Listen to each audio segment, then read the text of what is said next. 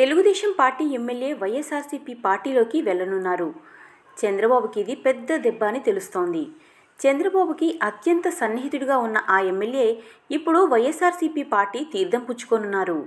ప్రస్తుతం ఈ వార్త సోషల్ మీడియాలో తెగ వైరల్ అవుతోంది. ఇక సీఎం జగన్ కూడా ప్రతి నియోజకవర్గంలో ఇన్ఛార్జీలను నియమిస్తున్నారు.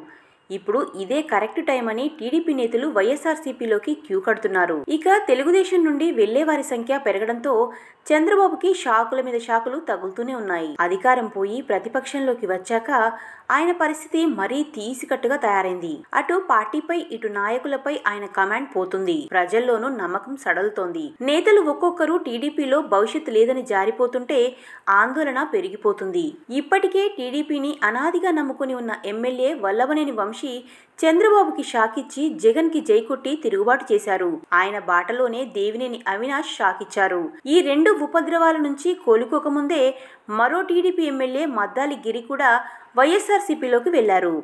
ఇక తాజాగా టైమ్స్ నౌ సర్వే ఫలితాలు కూడా వైఎస్ఆర్సీపీ పార్టీనే మళ్లీ అధికారంలోకి వస్తుందని చెప్పడంతో టీడీపీ శ్రేణులు భారీగా వైఎస్ఆర్సీపీ పార్టీలోకి వెళ్తున్నాయి.